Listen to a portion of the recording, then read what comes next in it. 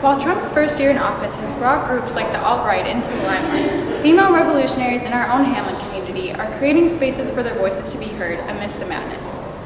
The Women's Studies Department at Hamline is one space for students to gather to create and explore opportunities for social change and discussion. Kristen Maple Bloomberg is one of the professors in the department and is very familiar with how gender plays a role in activism.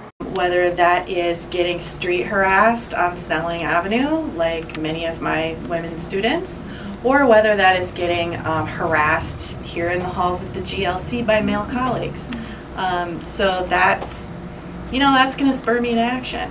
As an educator, Maple Bloomberg also incorporates this line of thinking into her teaching due to the flexible structure of the liberal arts education. An important part of our interdisciplinary field is using education in the liberal arts to help educate people to move forward towards a more just and equitable society.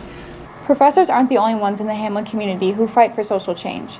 Students are just as vocal and active on campus. If you search Blythe Baird's name on YouTube, you'll find millions of views for various poetry she has written and performed. Much of this poetry has to do with social issues, but that isn't the only way she makes her voice heard.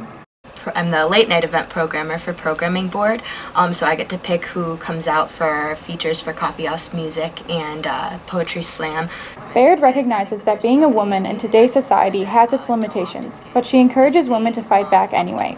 I think that being a woman in general forces you to code switch a lot, to navigate a lot of spaces, and to be very conscious of how you're coming across.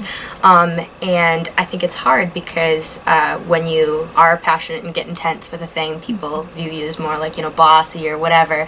But I think that it's important to, while paying attention to that, understand that that is a socially imposed regulation on women to not be that vocal about what's going on. But since Trump's election, Baird feels that her social action has only become more urgent. There was very much a real threat from the silent majority, so I think that the activism feels more urgent. Our changing political climate has only fueled their fire. Maple Bloomberg and Baird both prove that you can turn something hopelessly negative into a positive.